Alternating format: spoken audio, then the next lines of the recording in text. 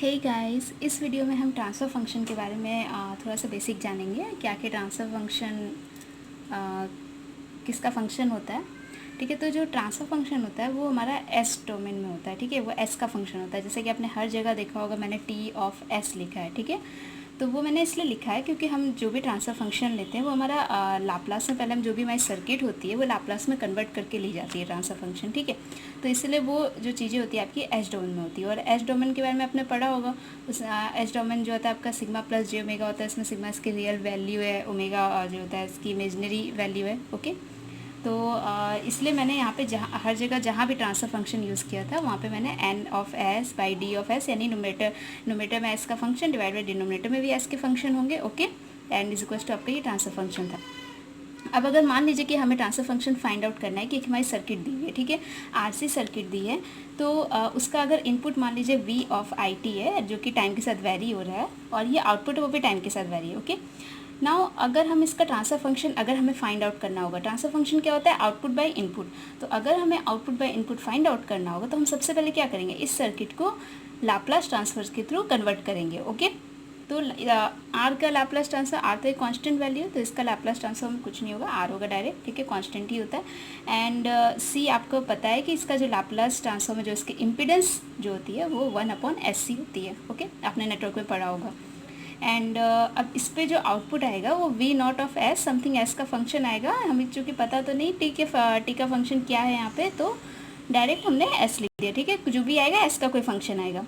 इसी तरह इनपुट में भी यहाँ पे एस का फंक्शन आएगा। ओके, अब हमें क्या फाइंड आउट करना है, V naught of S divide by V I of S. तो अगर हम क्या करें, वी नॉट ऑफ एस को वी आई ऑफ एस के फॉर्म में लिख ले तो हम इन दोनों का रेशियो फाइंड आउट कर सकते हैं। तो जो वी नॉट ऑफ एस होगा is equals to V I of S into, जहाँ पे हमें V naught of S find out कर रहे हैं, यहाँ पे मैंने वोल्टेज डिवाइडर रूल लगाया। तो वोल्टेज डिवाइडर रूल आपको पता ही होगा कि यहाँ पे हम आउटपुट वोल्टेज कैपेसिटर पे फाइंड आउट कर रहे हैं।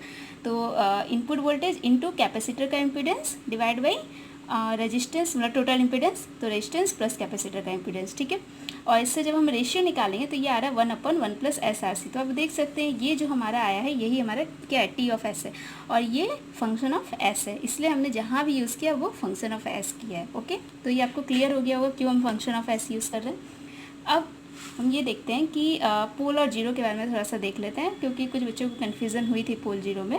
इससे पहले मैंने जब नेटवर्क का वीडियो बनाया था, तो हम इसमें देख लेते हैं वैसे कि यहाँ कन्फ्यूज़न ना हो।